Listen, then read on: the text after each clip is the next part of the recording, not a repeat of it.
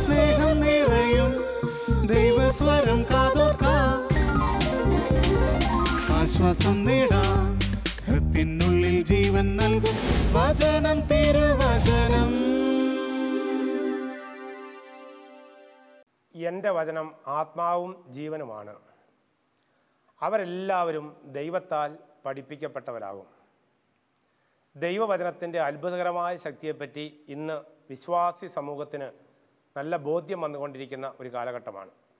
എല്ലായിടത്തും വചനം പഠിക്കുവാനും വചനം മനസ്സിലാക്കുവാനും വചനം കൂടുതൽ ഉൾക്കാഴ്ചകൾ നൽകിക്കൊണ്ടിരിക്കുന്ന ഈ കാലഘട്ടത്തിൽ വചനത്തെക്കുറിച്ച് തന്നെയാകട്ടെ ഇന്നത്തെ ഏതാനും ചിന്ത. 107-ാം സങ്കീർത്തനം 20-ാമത്തെ വചനം. അവൻ തൻ്റെ വചനമയച്ച് അവർക്ക് സൗഖ്യം കൊടുത്തു. അവൻ തൻ്റെ വചനമയച്ച് അവർക്ക് സൗഖ്യം കൊടുക്കുന്നു. സൗഖ്യം കൊടുക്കാനായി ദൈവം ഉപയോഗിക്കുന്നത് തൻ്റെ വചനമാണ്. അപ്പോൾ ദൈവത്തിൻ്റെ വചനം അറിവാണ്, ദൈവത്തിൻ്റെ വചനം അഴകാണ്, ദൈവത്തിൻ്റെ വചനം അപ്പമാണ്. ഈശോ പഠിപ്പിച്ച പ്രാർത്ഥനയിൽ, സ്വർഗസ്ഥനായ പിതാവേ എന്ന പ്രാർത്ഥനയിൽ, അന്നന്ന് വേണ്ട ആഹാരം ഇന്ന് ഞങ്ങൾക്ക് നൽകണമേ എന്ന് പ്രാർത്ഥിക്കുന്നു. Give us today our daily bread and give us today our daily wisdom. അന്നന്ന് വേണ്ട ആഹാരം നൽകണമേ, അന്നന്ന് വേണ്ട അറിവും ഞങ്ങൾക്ക് നൽകണമേ എന്ന് നമ്മളിന്ന് പ്രാർത്ഥിക്കുകയാണ്. ഈശോ തന്നെ പഠിപ്പിക്കുന്നുണ്ട്. യോഹന്നാന്റെ സുവിശേഷം 15-ാം അധ്യായം 3-ാമത്തെ വചനം. ഞാൻ പറഞ്ഞ വചനങ്ങൾ നിമിത്തം നിങ്ങൾ ശുദ്ധിയുള്ളവരാകും. ദൈവത്തിൻ്റെ വചനം എങ്ങനെയാണ് നമ്മെ ശുദ്ധിയുള്ളവരാക്കുന്നത്, അല്ലെങ്കിൽ എങ്ങനെ ശുദ്ധിയുള്ളവരായ ശേഷമാണ് നമ്മൾ സൗഖ്യം പ്രാപിക്കുന്നത്? ഇന്ന് ദൈവത്തിൻ്റെ വചനത്തിന് ആധുനിക ജനിതക ശാസ്ത്രം പിൻബലം നൽകുന്നുണ്ട്. പ്രഭാഷകന്റെ പുസ്തകം 37-ാം അധ്യായം 16-ാമത്തെ വചനം. ചിന്തയാണ് എല്ലാ പ്രവർത്തികളുടെയും ആരംഭം. ചിന്ത വേരൂന്നിയിരിക്കുന്നത് ഹൃദയത്തിലാണ്. വിജ്ഞാന പുസ്തകം 2-ാം അധ്യായം 2-ാമത്തെ വചനത്തിൽ നമ്മൾ വായിക്കുന്നുണ്ട്, ഹൃദയസ്പന്ദനം കൊണ്ട് ജ്വലിക്കുന്ന തീപ്പൊരിയാണ് ചിന്ത. അപ്പോൾ ഒരു മനുഷ്യൻ്റെ പ്രവർത്തികൾ എന്ന് പറയുന്നത് ചിന്തയിൽ നിന്നാണ്. ചിന്തയിൽ നിന്നാണ് നല്ല വികാരങ്ങൾ ഉണ്ടാവുക. നല്ല വികാരങ്ങളിൽ നിന്ന് നല്ല പ്രവൃത്തി ഉണ്ടാവും. മോശമായ ചിന്തയിൽ നിന്നും മോശമായ വികാരങ്ങൾ ഉണ്ടാകും. മോശമായ വികാരങ്ങളിൽ നിന്നും മോശമായ പ്രവൃത്തി ഉണ്ടാകും. ചിന്ത, വികാരം, പെരുമാറ്റം. അപ്പോൾ ഒരു മനുഷ്യ വ്യക്തിയുടെ പെരുമാറ്റത്തിൽ മാറ്റം ഉണ്ടാകണമെങ്കിൽ ആ വ്യക്തിയുടെ ചിന്താഗതികളിൽ മാറ്റം വരുത്തണം. ചിന്താഗതികളിൽ മാറ്റം വരുത്തിയാൽ ജീവിതത്തെ അഴിച്ചു പണിയാം. 21-ാം നൂറ്റാണ്ടിലെ ഏറ്റവും വലിയ കണ്ടുപിടുത്തമെന്ന് വില്യം ജെയിംസ് വിശേഷിപ്പിച്ചത് ഈ മനഃശാസ്ത്ര സത്യമാണ്. ചിന്താഗതികളിൽ മാറ്റം വരുത്തുകയാണെങ്കിൽ മനുഷ്യന് തൻ്റെ ജീവിതത്തെ അഴിച്ചു പണിയാം. ഇത് ഇദ്ദേഹത്തിൻ്റെ പുതിയ സിദ്ധാന്തമൊന്നുമല്ല. കർത്താവ് ഈശോ മിശിഹായുടെ സുവിശേഷത്തിൽ ആദ്യം ഈശോ പറയുന്നത്, മാനസാന്തരപ്പെടുവിൻ, ദൈവരാജ്യം സമീപിച്ചിരിക്കുന്നു. ചിന്താഗതികളിൽ മാറ്റം വരുത്തിയാൽ ദൈവരാജ്യത്തിൽ ജീവിക്കാം. എന്താണ് ദൈവരാജ്യം? നീതിയും സമാധാനവും പരിശുദ്ധാത്മാവിലുള്ള സന്തോഷവും. ആ ദൈവം രാജാവായി വാഴുന്ന ഒരു സ്ഥലത്ത് നീതി, സമാധാനം, പരിശുദ്ധാത്മാവിലുള്ള സന്തോഷം. നീതി എന്ന് പറയുന്നത് എന്താണ്? സ്നേഹം മാംസമായി മാറുന്നതാണ് നീതി. നീതി പ്രായോഗികമാക്കുന്നതാണ് കരുണ. അപ്പം നീതിയും സ്നേഹവും നീതിയും കരുണയും നിറഞ്ഞ ഒരു സമൂഹം ദൈവം ആഗ്രഹിക്കുന്നുണ്ട്. അതുകൊണ്ട് മാനസാന്തരപ്പെടണം, മനസ്സിൽ അന്തരം വരുത്തണം, മനസ്സിൻ്റെ ചിന്താഗതികളിൽ മാറ്റം വരുത്തണം. എങ്ങനെയാണ് ഒരു മനുഷ്യ മനസ്സിൻ്റെ ചിന്താഗതികളിൽ ദൈവത്തിൻ്റെ വചനത്തിന് സ്വാധീനം ചെലുത്താൻ പറ്റുക? ഹെബ്രായ ലേഖനം 4-ാം അധ്യായം 12-ാമത്തെ വചനത്തിൽ നമ്മൾ വായിക്കുന്നുണ്ട്, ദൈവത്തിൻ്റെ വചനം മജ്ജയിലും മാംസത്തിലും തുളച്ചു കയറി ഇരുതല വാളിനേക്കാൾ ശക്തിയേറിയതാണ്. ദൈവത്തിൻ്റെ വചനത്തിന് മനുഷ്യൻ്റെ അസ്ഥിയിലും മാംസത്തിലും മജ്ജയിലും തുളച്ചു കയറാൻ പറ്റുമെന്ന് ദൈവത്തിൻ്റെ വചനം നമുക്ക് ഉറപ്പ് നൽകുകയാണ്. ജോഷുവയുടെ പുസ്തകം 3-ാം അധ്യായത്തിലെ 5-ാമത്തെ വചനത്തിൽ നമ്മൾ വായിക്കുന്നുണ്ട്, നീ നിന്നെ തന്നെ വിശുദ്ധീകരിച്ചാൽ ദൈവം നിൻ്റെ ജീവിതത്തിൽ അത്ഭുതം പ്രവർത്തിക്കും. If you sanctify yourself today, God will work A miracle in your life.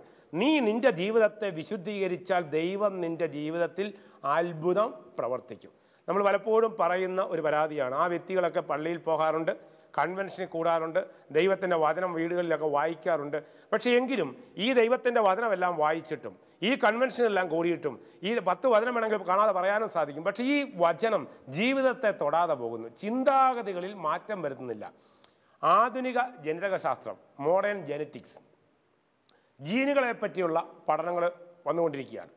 1990-കൾക്ക് ശേഷമാണ് ജനിതകശാസ്ത്രം, ജനറ്റിക് എഞ്ചിനീയറിങ് ഈ ശാസ്ത്രലോകത്തിൽ കാര്യമായ പുരോഗതി നേടിക്കൊണ്ടിരിക്കുന്നത്. ഇന്ന് മനുഷ്യൻ്റെ ജീനുകളെ പറ്റിയുള്ള പഠനം വന്നിട്ടുണ്ട്. എന്താണ് മനുഷ്യൻ്റെ ജീനെന്ന് പറയുന്നത്? ഒരു മനുഷ്യൻ്റെ ഒരു കോശം, ആ കോശത്തിൽ 23 46 ക്രോമസോമുകളുണ്ട്. ഈ ക്രോമസോമുകളിൽ നിറഞ്ഞു നിൽക്കുന്ന ജീനുകളാണ്.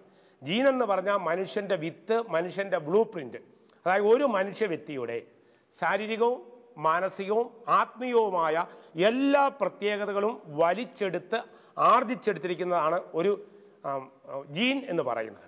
മനുഷ്യ വ്യക്തികളിൽ ഒരു പെയറായിട്ടാണ് ജീനുകൾ കാണപ്പെടുന്നതാണ് ശാസ്ത്രലോകം നമുക്ക് അറിവ് നൽകുന്നത്. അതായത് ഒന്ന് ഡോമിനൻ്റ് ജീൻ എന്നും പറയും, അതോടൊപ്പം തന്നെ ഒരു പാസീവായിട്ടുള്ള ജീൻ. അതായത് തലമുറകളിൽ നിന്നും തലമുറകളിലേക്ക് കൈമാറ്റം ചെയ്യപ്പെടുന്നത് ഈ ഡോമിനൻ്റ് ജീനാണ്.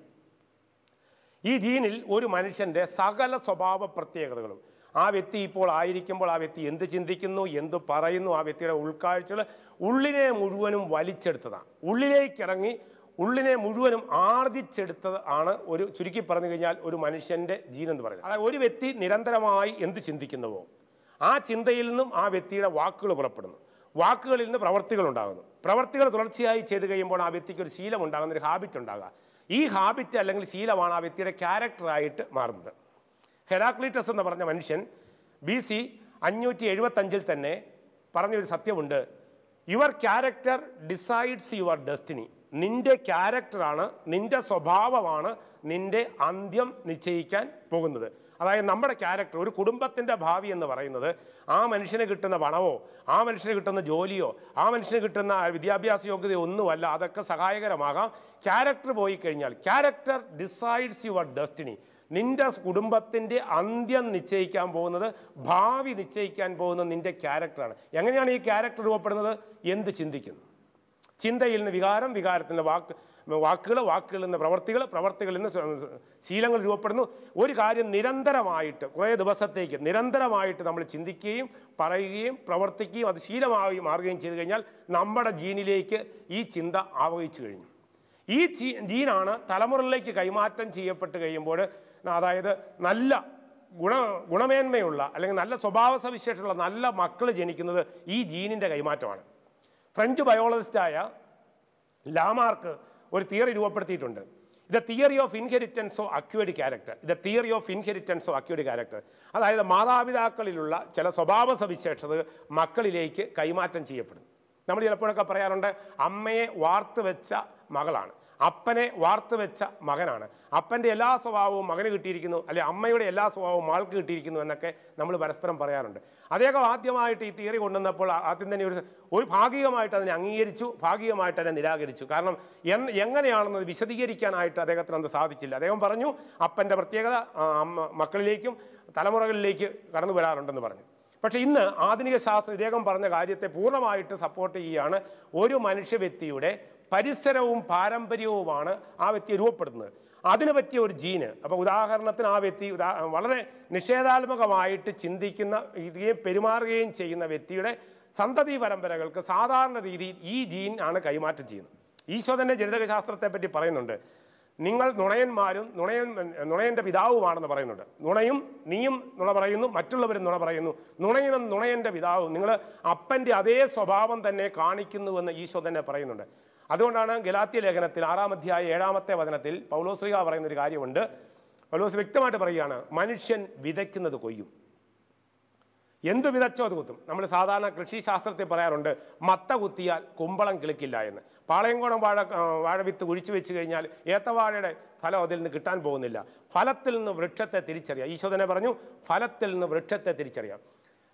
കൃഷിശാസ്ത്രം നമ്മെ ഓർമ്മപ്പെടുത്തുന്നുണ്ട്, അതായത് നല്ലതേ നടാവൂ.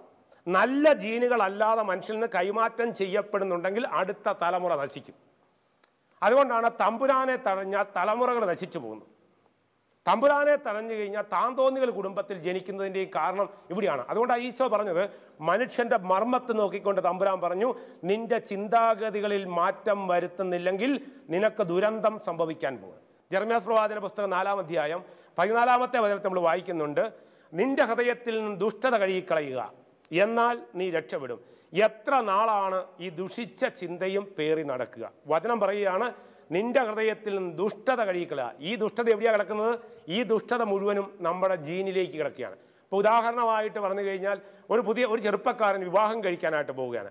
അവൻ പള്ളിയിലും പോകില്ല, പ്രാർത്ഥിക്കത്തുമില്ല, വൈദികരെ സിസ്റ്റേഴ്സിനെയും ചീത്ത പറഞ്ഞുകൊണ്ട് നടക്കുന്നു, എപ്പോഴും ബ്ലൂ ഫിലിം കണ്ട് അതിൻ്റെ അഡിക്റ്റായി നടക്കുന്ന ഒരു ചെറുപ്പക്കാരൻ. അവൻ വിവാഹം കഴിക്കാൻ പോയി കഴിഞ്ഞാൽ അവൻ്റെ ജീവിതത്തിൽ സംഭവിക്കാൻ സാധ്യതയുള്ള മാനസാന്തരപ്പെടാനായിട്ട് അവൻ തയ്യാറായില്ല എങ്കിൽ അവൻ്റെ അടുത്ത തലമുറ ജനിക്കാൻ പോകുന്നത് ഈ ബ്ലൂ ജീനിൽ നിന്നും ജനിക്കാൻ പോകുന്ന ഒരു കുഞ്ഞായിരിക്കും.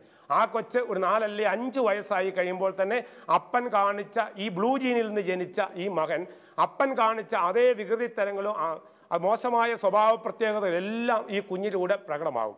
നമ്മുടെ ആചാര്യന്മാർ നമ്മളെ പഠിപ്പിച്ചിട്ടുണ്ട്, വിത്ത് ഗുണം 10 ഗുണം, പാത്രഗുണം 12.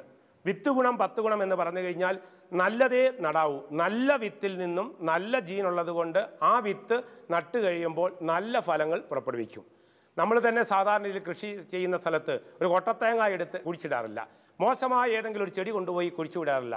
വിത്ത് ഗുണം 10 ഗുണമാണ്. അതോടൊപ്പം തന്നെ ഒരു വ്യക്തി വളർന്നു വരുന്ന ആ വ്യക്തിയുടെ പരിതസ്ഥിതിയും പരിസരവും പാരമ്പര്യവും ആ വ്യക്തിയുടെ ജീവിതത്തെ ശക്തമായ രീതിയിൽ സ്വാധീനം ചെലുത്തുന്ന ആധുനിക മനഃശാസ്ത്രം നമ്മെ രൂപപ്പെടുന്നുണ്ട്.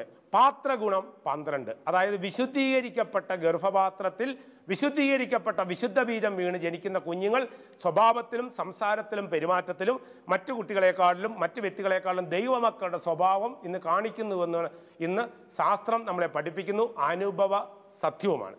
അതുകൊണ്ടാണ് ഈശോയുടെ വചനം ഇത്രമാത്രം ജനിതകശാസ്ത്രം കാണുന്നതാണെന്ന് നമുക്കിന്ന് മനസ്സിലാക്കാനായിട്ട് സാധിക്കുന്നത്. അല്പം വിദ്യാഭ്യാസവും വിവരമുള്ള വ്യക്തികൾക്ക് ഇത് പറഞ്ഞു കഴിഞ്ഞാൽ പെട്ടെന്ന് മനസ്സിലാക്കാൻ സാധിക്കും. പ്രത്യേകിച്ച് ഹയർ സെക്കൻഡറി സ്കൂളുകളിലൊക്കെ ബയോളജി പഠിക്കുന്ന കുട്ടികളോട് ചോദിച്ചു കഴിഞ്ഞാൽ അവർ ഈ ജനിതകശാസ്ത്രത്തെ പറ്റിയൊക്കെയുള്ള ഒരു ഇൻട്രഡക്ഷൻ അവർക്ക് കിട്ടുന്നുണ്ട്. അപ്പോൾ ഇന്ന് മനുഷ്യൻ്റെ സ്വഭാവത്തെ നിശ്ചയിക്കുന്നത് പ്രധാനപ്പെട്ട ഒരു റോള് ഈ ജീനുകൾക്കുണ്ട്. അതുകൊണ്ടാണ് പറയുന്നത്, ആധുനിക ശാസ്ത്രം പറയുന്നുണ്ട്, മനുഷ്യൻ്റെ DNA can be programmed and reprogrammed. മനുഷ്യൻ്റെ DNA തന്മാത്രകൾ വേണമെന്നുണ്ടെങ്കിൽ നമുക്ക് മാറ്റം വരുത്താനായിട്ട് സാധിക്കും, റീഷെഡ്യൂൾ ചെയ്യാനായിട്ട് പറ്റും, റീ അലൈൻമെൻറ്റ് നടത്താനായിട്ട് സാധിക്കും. ഇവിടെയാണ് വൈദ്യശാസ്ത്രവും ദൈവശാസ്ത്രവും തമ്മിൽ ഒരു ചെറിയ ഒരു വഴിപിരിയൽ നടക്കുന്നത്. വൈദ്യശാസ്ത്രം പറയുന്നു, രോഗബാധിതമായ ജീനുകളെ മാറ്റി നല്ല ജീനുകളെ മാത്രം നിക്ഷേപിച്ച് നല്ല കുഞ്ഞുങ്ങൾക്ക് ജന്മം നൽകാനായിട്ട് സാധിക്കും, നല്ല അടുത്ത തലമുറയെ രൂപപ്പെടുത്താനായിട്ട് സാധിക്കും. മാരകമായ രോഗങ്ങൾ, ക്രോണിക് ആയിട്ടുള്ള രോഗങ്ങൾ പിടിപെട്ടിട്ടുണ്ടെങ്കിൽ അങ്ങനെ രോഗബാധിതമായ ആ സ്പെയർ പാർട്സ് മാറ്റുന്നത് പോലെ കേടുപിടിച്ച ജീനുകളെ മാറ്റി നല്ല ജീനുകളെ മാത്രം തിരഞ്ഞെടുത്ത് അടുത്ത തലമുറയ്ക്ക് ജന്മം കൊടുക്കാമെന്നുണ്ട്. പക്ഷേ അവിടെയും വൈദ്യശാസ്ത്രം സമ്മതിക്കുന്ന ഒരു പരാജയമുണ്ട്. വിജ്ഞാന പുസ്തകം 16:12, മരുന്നോ ലേപനൌഷധവുമല്ല, ദൈവത്തിൻ്റെ വചനമാണ് സൗഖ്യപ്പെടുന്നത്. കേടുകൂടാത്ത ജീനുകളെ സൃഷ്ടിച്ചെടുക്കാൻ അല്ലെങ്കിൽ കൈമാറ്റം ചെയ്യാൻ വൈദ്യശാസ്ത്രത്തിന് സാധിക്കും. എന്നാൽ നല്ല ജീനുകളെ, മാനസാന്തരപ്പെട്ട ജീനുകളെ, നല്ല സ്വഭാവമുള്ള ജീനുകളെ മാറ്റിയെടുക്കാനായിട്ട് വൈദ്യശാസ്ത്രത്തിന് പറ്റത്തില്ല. കാരണം രോഗത്തെ സുഖപ്പെടുത്താനായിട്ട് വൈദ്യശാസ്ത്രത്തിന് പറ്റും. മാനസിക വളർച്ചയും ആത്മീയ വളർച്ചയും കിട്ടിയ ജീനുകൾ രൂപപ്പെടുന്നില്ല എങ്കിൽ വൈദ്യശാസ്ത്രത്തിനും അവിടെ ഒന്നും ചെയ്യാനായിട്ട് സാധിക്കത്തില്ല. മരുന്നോ ലേപനാവുഷധമോ അല്ല, ദൈവത്തിൻ്റെ വചനമാണ് സൗഖ്യം നൽകുന്നത്. അപ്പോൾ നമ്മുടെ സമൂഹത്തിൽ ഇന്ന് ആധുനിക ഈ തലമുറയിൽ നല്ല മക്കൾ ജനിക്കണമെന്നുണ്ടെങ്കിൽ, നല്ല കുഞ്ഞുങ്ങൾ ജനിക്കണമെങ്കിൽ 2 കാര്യങ്ങൾ മാതാപിതാക്കളുടെ ജീവിതത്തിൽ ആവശ്യമാണ്. ഒന്ന്, വിശുദ്ധീകരിക്കപ്പെട്ട വിശുദ്ധ ബീജവും വിശുദ്ധീകരിക്കപ്പെട്ട ഗർഭപാത്രവും. പരിശുദ്ധ കന്യാമറിയപ്പറ്റി നമ്മൾ പറയാറുണ്ട്, അവൾ കൃപ നിറഞ്ഞവളായിരുന്നു. ദാനിയേൽ പ്രവാചകന്റെ പുസ്തകം 13-ാം അധ്യായത്തിൽ 13-ാമത്തെ വചനത്തിൽ നമ്മൾ വായിക്കുന്നുണ്ട്, അത് സൂസന്നയെ പറ്റി പറയുന്നതാണ്. സൂസന്നയുടെ മാതാപിതാക്കൾ നീതിനിഷ്ഠരും കൃപ നിറഞ്ഞവരും മോശയുടെ എല്ലാ കൽപ്പനകളും അനുസരിക്കുന്നവരും അവരുടെ എല്ലാ കാര്യങ്ങളും തൻ്റെ മകളെ പഠിപ്പിച്ചിരുന്നുവെന്ന് സൂസന്നയുടെ മാതാപിതാക്കൾ പറയുന്നതാണ്. നമ്മൾ സുവിശേഷത്തിൽ വീണ്ടും കാണുന്നുണ്ടല്ലോ, ലൂക്കാ സുവിശേഷം 2-ാം അധ്യായത്തിൽ 52-ാമത്തെ വചനത്തിൽ ഈശോയെ പറ്റിയുള്ള സ്വഭാവ സർട്ടിഫിക്കറ്റ് ലൂക്കാ സുവിശേഷൻ അവിടെ രേഖപ്പെടുത്തിയിട്ടുണ്ട്. യേശു ജ്ഞാനത്തിലും പ്രായത്തിലും ദൈവത്തിൻ്റെയും മനുഷ്യരുടെയും മുമ്പിൽ വളർന്നു വന്നു. കൃപ നിറഞ്ഞവളായിരുന്നു പരിശുദ്ധ കന്യാമറിയം. നീതിമാനായ യൗസേപ്പിൻ്റെ മനസ്സിലും കൃപാപൂർത്തിയായ പരിശുദ്ധ കന്യാമറിയത്തിൻ്റെ ഗർഭപാത്രത്തിലുമാണ് യേശു ജനിക്കുന്നത്. ഇന്ന് ആധുനിക വൈദ്യശാസ്ത്രം, ആധുനിക ജനിതകശാസ്ത്രം പറഞ്ഞു തരുന്ന ഈ ഒരു വലിയ സത്യം നമ്മുടെ എല്ലാവരുടെയും ജീവിതത്തിൽ പ്രായോഗികമാക്കാനായിട്ട് സാധിക്കും. ഇന്ന് രോഗബാധിതമായ ചില ജീനുകളുണ്ട്, പാപബന്ധിതമായ ചില ജീനുകളുണ്ട്. ഇന്ന് നമുക്ക് പറഞ്ഞു കഴിഞ്ഞാൽ ഏകദേശം ഒരു കത്തോലിക്കാ സഭ പഠിപ്പിക്കുന്ന മൂലപാപങ്ങൾ എന്ന് വിശേഷിപ്പിക്കുന്ന 7 മൂലപാപങ്ങൾ, അതൊരർത്ഥത്തിൽ പറഞ്ഞു കഴിഞ്ഞാൽ 7 തരത്തിലുള്ള ജീനുകളാണ്. ഒന്നാമത്തെ ജീൻ നമ്മൾ നികളമെന്നാണ് പറയുന്നത്, പക്ഷേ അതിന് യഥാർത്ഥത്തിലുള്ള അർത്ഥം എന്ന് പറയുന്നത് അഹങ്കാരാസക്തിയാണ്, അധികാരത്തോടുള്ള ആസക്തിയാണത്. അധികാരത്തോടുള്ള ആസക്തി, അതായത് വിൽ ടു പവർ. നീഷയുടെയൊക്കെ ഭാഷയിൽ പറഞ്ഞ, ജർമ്മൻ ഫിലോസഫറായ നീഷയുടെ ഭാഷയിൽ പറഞ്ഞ വിൽ ടു പവർ, എങ്ങനെയും അധികാരത്തിൽ കയറണം. ഈ അധികാരം പിടിച്ചെടുക്കണം, അധികാരം ആസ്വദിക്കണം. ഇങ്ങനെയുള്ള ഒരു ജീനുള്ള ഒരു വ്യക്തി, ഒരു കുഞ്ഞ് ജനിച്ചു കഴിഞ്ഞാൽ ആ കൊച്ചിൻ്റെ സ്വഭാവം എപ്പോഴും അധികാരം പിടിച്ചെടുക്കണം, അധികാരത്തിലെത്തണം, മറ്റുള്ളവരെക്കാൾ മെച്ചമായി തീരണമെന്ന് പറഞ്ഞാൽ അധികാരത്തിൻ്റെ ഒരു ജീനായിരിക്കും ആ വ്യക്തി പ്രവർത്തിക്കുക.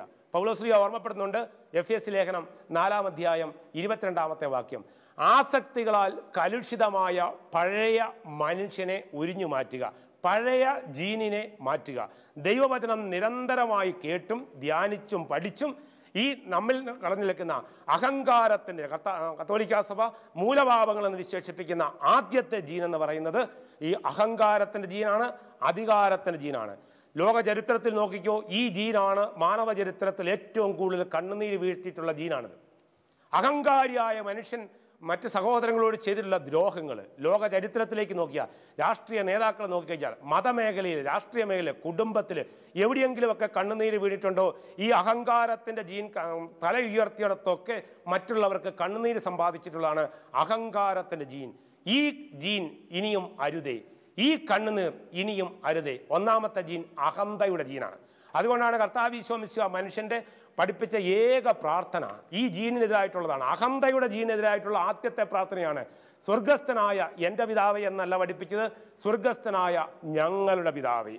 നിന്റെ നാമമാണോ, എൻ്റെ പേരല്ല പുറത്തു വരേണ്ടത്, എൻ്റെ പേരിൻ്റെ പരസ്യമല്ല കിട്ടേണ്ടത്, നിന്റെ നാമം, നീയാണിത് ചെയ്യുന്നത്. ഞങ്ങളൊക്കെ വെറും നിന്റെ കരങ്ങളിലെ ഉപകരണങ്ങളാണ്.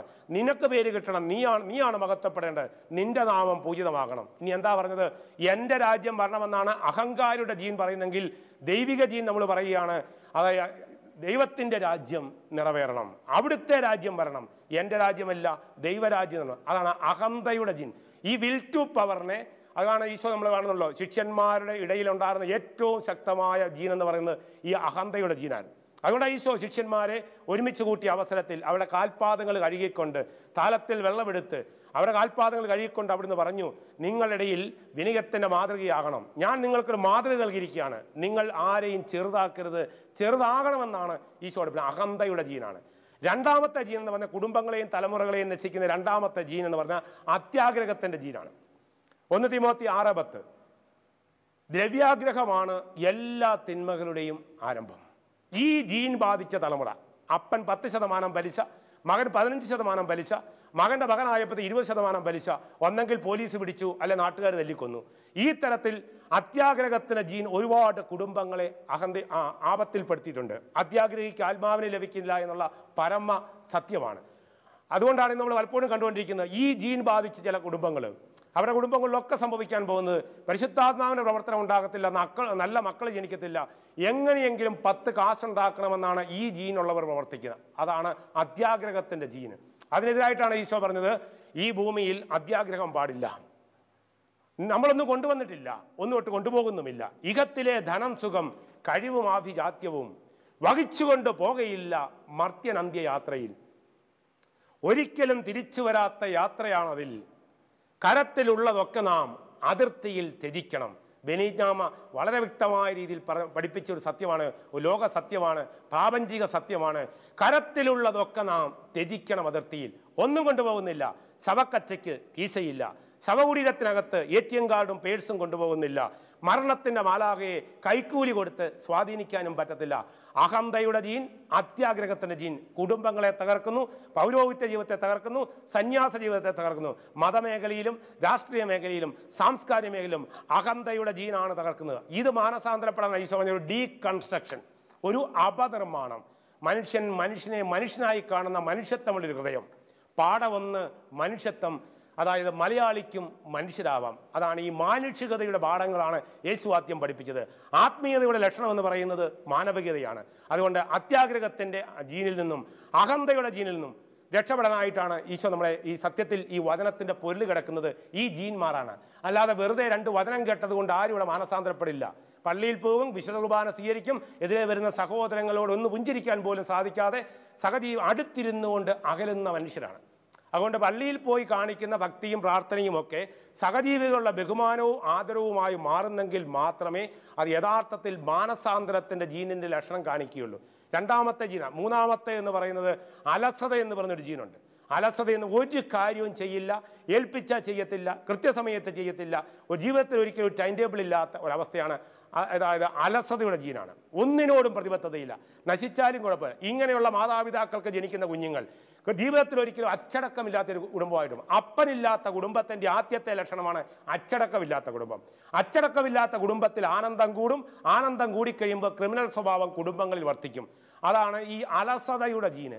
പലപ്പോഴും കാണാൻ സാധിക്കും. പുലകാല വെളിച്ചത്തിൽ സൂര്യോദയത്തിനും ഉണരാനായിട്ടാണ് ദൈവം തമ്പുരാൻ പറഞ്ഞിരിക്കുന്നത്.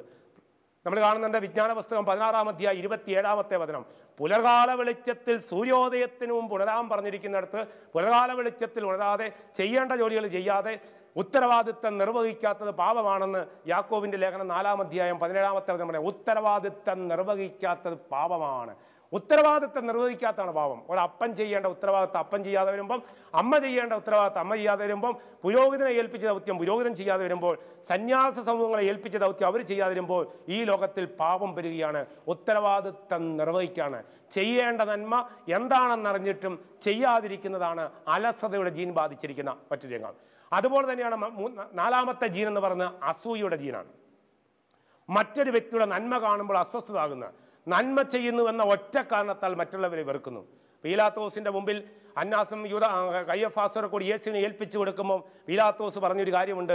അസൂയ നിമിത്തമാണ് അവർ അവനെ ഏൽപ്പിച്ചു കൊടുത്തതെന്ന് അവൻ അറിയാമായിരുന്നുവെന്ന്. അതായത് യൂദാസിനും കയ്യഫാസിനും യേശുവിനോട് അസൂയുണ്ട്. നന്മ ചെയ്യുന്നെന്ന ഒറ്റ കാരണത്താൽ മറ്റുള്ളവരെ വെറുക്കുന്ന ഒരു ജീനാണ് ഈ അസൂയയുടെ. ചരിത്രത്തിലേക്ക് നോക്കിക്കഴിഞ്ഞാൽ പ്രൊമോത്തിയോസിനെ കൊന്നത് കരൾ കൊത്തിപ്പറിച്ചാണ് കൊന്നതെങ്കിൽ, സോക്രട്ടീസിന് വിഷം കൊടുത്താണ് കൊന്നെങ്കിൽ, കർത്താവായ യേശുക്രിസ്തുവിനെ കുരിശിൽ തറച്ചാണ് കൊന്നതെങ്കിൽ, നമ്മുടെ രാഷ്ട്രപിതാവായ ഗാന്ധിജിയെ വെടിവെച്ചാണ് കൊന്നതെങ്കിൽ, ഈ 4 തരത്തിലുള്ള കൊലപാതകങ്ങൾ ഒരുമിച്ച് കൂടി ചിരിച്ചുകൊണ്ട് ചതിക്കുന്നതാണ് ആധുനിക കൊലപാതകം. ചിരിച്ചുകൊണ്ട് ചതിക്കുന്ന, വെറുത്തുകൊണ്ട് അകലുന്ന ഒരു കൊലപാതകമാണ് ഇന്ന് നമ്മുടെ നാട്ടിൽ നടന്നുകൊണ്ടിരിക്കുന്നത്. അത് അസൂയയുടെ ജീനാണ്. സമൂഹത്തിൽ മറ്റൊരാളുടെ നന്മ കണ്ടു കഴിയുമ്പോൾ നന്മ ചെയ്യുന്ന ഒറ്റ കാരണത്താൽ വെറുക്കുന്നു. കാരണം കൂടാതെ അവരെൻ്റെ ശത്രുക്കളായി തീരുന്നു. നമ്മളെക്കാളും നന്നായിട്ട് പ്രവർത്തിക്കുന്നവരെ വെറുക്കുന്ന ഒരു സമൂഹത്തിൽ ഈ ജീനുള്ള മനുഷ്യരുണ്ട്. ആ സമൂഹത്തിലായാലും സ്ഥാപനത്തിലായാലും തന്നേക്കാൾ മെച്ചമായി പ്രവർത്തിക്കുന്ന, നന്നായി ഇടപെടുന്ന, നന്നായി പഠിപ്പിക്കുന്ന, നന്നായി മറ്റു കാര്യങ്ങൾ ഇടപെടുന്നവരെയൊക്കെ ഒഴിവാക്കാനായിട്ട് ശ്രമിക്കുന്ന ഒരു പ്രത്യേകതയും നമുക്കത്. Struggle for the existence. അവിടെ സർവൈവൽ ഓഫ് ദ ഫിറ്റസ്റ്റ് എന്നാണ് പറയുന്നത്. പക്ഷേ പലപ്പോഴും ഫിറ്റസ്റ്റ് അല്ല നടക്കുന്നത്, ഫിൽത്തിയസ്റ്റ് ആയിട്ടുള്ളതാണ് നടക്കുന്നത്. അനീതിക്ക് കൂട്ടുപിടിച്ചുകൊണ്ട് കഴിവും പ്രാപ്തിയുള്ളവരെ മാറ്റി നിർത്തിക്കൊണ്ട് സ്ഥാനമാനങ്ങളുടെ പിന്നാലെ പോകുന്നതെന്ന് പറയുന്നത് അസൂയയുടെ ജീനാണ്. മറ്റൊന്നതാണ് കൊതി എന്ന് പറയുന്നതാണ്. കൊതി അതൊരു ജീനാണ്. കൊതി എന്ന് പറഞ്ഞാൽ വെറുതെ ഒരു ഭക്ഷണത്തോട് തോന്നുന്നൊരു താല്പര്യമല്ല. ചില രുചികളോടും ചില ഭക്ഷണ സാധനങ്ങളോടും ചില മനുഷ്യൻ തോന്നുന്ന അഡിക്ഷൻസാണ്. എത്ര ശ്രമിച്ചു കഴിഞ്ഞാലും ചില രുചികളോട്, ചില ഭക്ഷണ സാധനങ്ങളോട്, ഭക്ഷണപാനീയങ്ങളോടുള്ള മനുഷ്യ വ്യക്തിയുടെ നിരന്തരമായിട്ടുള്ള ആ ജീനിൻ്റെ പ്രവർത്തനം, അവർക്കത് കിട്ടിയില്ലെങ്കിൽ ജീവിക്കാൻ വയ്യാത്ത അവസ്ഥയാണ്. അതാണ് സഭ പറഞ്ഞത്. ഗ്ലട്ടണി എന്ന് പറഞ്ഞത് ആൽക്കഹോളിക് എന്ന വാക്ക് മദ്യപാനിക്കാണ് ഉപയോഗിക്കുന്നതെങ്കിൽ ഈറ്റഹോളിക് എന്ന വാക്കാണ് ഇപ്പോൾ മോഡേൺ മനഃശാസ്ത്രം ഉപയോഗിക്കുന്നത്. ഈറ്റഹോളിക്കാണ്. തിന്നാൻ വേണ്ടി ജീവിക്കുന്നതാണ് ഈ ഈറ്റഹോളിക് ജീൻ എന്ന് പറയുന്നത് പറയാൻ സാധിക്കും. അതുപോലെ തന്നെ നമ്മുടെയൊക്കെ കുടുംബങ്ങളിൽ കണ്ടുവരുന്ന ഈ മൂലഭാവങ്ങളിൽ നിന്നുള്ള ജീനുകളിൽ നിന്ന് വിടുതൽ പ്രാപിച്ചെങ്കിൽ മാത്രമേ പ്രിയ സഹോദരങ്ങളെ യഥാർത്ഥത്തിൽ മാനസാന്തരം എന്ന് പറയുന്നത് സത്യമാകത്തുള്ളൂ. അതോടൊപ്പം തന്നെ മറ്റൊന്നുകൂടിയുള്ളതാണ് ജഡികതയുടെ ജീൻ എന്ന് പറയുന്നത്. മറ്റുള്ളവരെ എനിക്കായിട്ട് ഉപയോഗിക്കണം. എൻ്റെ ലൈംഗിക മോഹം തീർക്കാൻ വേണ്ടി മറ്റുള്ളവരെ വസ്തുവായി കണ്ട് ഉപയോഗിക്കുന്നതാണ്. അതായത് മോഹം എന്നാണ് പറയുന്നത്. പ്രത്യേകിച്ച് ലസ്റ്റ് അല്ലെങ്കിൽ മോഹം എന്ന് പറയും. ഇതും ഒരു ജീനാണ്. ആ കുടുംബ പരമ്പരയിൽ കാണാനായിട്ട് സാധിക്കും. ആ ദുരുപയോഗത്തിൻ്റെ കഥകൾ ഇങ്ങനെ നീണ്ടു നിൽക്കുകയാണ്. എവിടെ ചെന്ന് കഴിഞ്ഞാലും ആ കുഞ്ഞുങ്ങളെ സംബന്ധിച്ച് പഠിക്കാനായിട്ട് പറ്റത്തില്ല. ഇതുപോലുള്ള കെണികളിൽ വീണ് കണ്ട ദുർമോഹം ഗർഭം ധരിച്ച് പാപത്തെ പ്രസവിക്കുന്നു. അപ്പോൾ ഈ തരത്തിലുള്ള ഈ 7 ജീനുകൾ കത്തോലിക്കാ സഭ പഠിപ്പിക്കുന്നത് പോലെ ഈ മൂലപാപങ്ങളിൽ നിന്ന് വിടുതൽ പ്രാപിക്കാതെ ഒരു മനുഷ്യനും ദൈവരാജ്യത്തിൽ പ്രവേശിക്കാനായിട്ട് പറ്റത്തില്ല. അഹന്തയുടെ ജീനിൽ നിന്ന്, അത്യാഗ്രഹത്തിൻ്റെ ജീനിൽ നിന്ന്, അസൂയയുടെ ജീനിൽ നിന്ന്, അലസതയുടെ ജീനിൽ നിന്ന്, ചില ഭക്ഷണ പദാർത്ഥങ്ങളുടെ ക്രമരഹിതമായ ആസക്തിയിൽ നിന്ന്, അതോടൊപ്പം തന്നെ അവസാനമായിട്ട് പറഞ്ഞ ജഡികതയുടെ ജീനിൽ നിന്നും വിമുക്തി പ്രാപിക്കാതെ ഒരു മനുഷ്യനും ഈശോയുടെ ശിഷ്യരാകാൻ പറ്റില്ല. അതുകൊണ്ടാണ് പറഞ്ഞത്, അവൻ തൻ്റെ വചനമയച്ച് അവർക്ക് സൗഖ്യം കൊടുക്കുകയാണ്. അവൻ തൻ്റെ വചനമയച്ച് സൗഖ്യം കൊടുക്കുന്നു. ഹൃദയത്തിൽ എളിമയും അനുതാപവും ഉണ്ടായിരിക്കുകയും എൻ്റെ വചനം കേൾക്കുമ്പോൾ വിറക്കുകയും ചെയ്യുന്നവരെയാണ് ഞാൻ അനുഗ്രഹിക്കുക. അപ്പോൾ ദൈവത്തിൻ്റെ വചനം കടന്നു വരുമ്പോഴാണ് മനസ്സിലാകുന്നത് നമ്മിലുള്ള ഈ ജനിതകമാറ്റം വരുത്തിയ പേഴ്സൺസ്, ജനറ്റിക്കലി മോഡിഫൈഡ് പേഴ്സൺസ്, ജനിതകമാറ്റം വരുത്തിയ വ്യക്തികളെയാണ് ഇന്ന് ആവശ്യം. ഈ ജനിതകമാറ്റം വരുത്തിയ വ്യക്തികളെയാണ് ബൈബിൾ വിശേഷിപ്പിക്കുന്നത് മാനസാന്തരപ്പെട്ട വ്യക്തികൾ. എൻ്റെ ജീനിൽ ഇങ്ങനെയുള്ള ചില അപാകതകളുണ്ട്, പരമ്പരാഗതമായിട്ട് കുടുംബപരമായിട്ട് ഞങ്ങളുടെ കുടുംബങ്ങൾ ഈ തരത്തിലുള്ള ജീൻ കടന്നു വന്നിട്ടുള്ളതായതുകൊണ്ട് അതിനെ തിരുത്താനായിട്ട് നമ്മൾ തയ്യാറാകുന്നതിൽ വിഷം നിറഞ്ഞു നിൽക്കുന്ന ഒരു പാത്രത്തിലേക്ക് ശുദ്ധജലം ധാരാളം ഒഴിച്ചൊഴിച്ച് കൊടുക്കുമ്പോഴാണ് ആ വിഷം മാറി അതിനകത്ത് ശുദ്ധജലം വരുന്നത് പറഞ്ഞ പോലെ പരമ്പരാഗതമായിട്ട് നമ്മുടെ കാരണവന്മാരിലൂടെയും കുടുംബ സാഹചര്യങ്ങളിലൂടെയും നമ്മളിലേക്ക് കടന്നു വന്നിരിക്കുന്ന ഈ ജീനുകളെ മാറ്റാനുള്ള ഏറ്റവും നല്ല ഔഷധം മരുന്നോ ലേപനൌഷധവുമല്ല, ദൈവത്തിൻ്റെ വചനമാണ്. അതുകൊണ്ടാണ് ഈ ദൈവത്തിൻ്റെ വചനം നമുക്ക് പാദങ്ങൾക്ക് വിളക്കും വഴികളിൽ പ്രകാശവുമായി തീരട്ടെ എന്ന് നമുക്ക് പ്രാർത്ഥിക്കാം. അവൻ തൻ്റെ വചനമയച്ച് അവർക്ക് സൗഖ്യം കൊടുത്തു.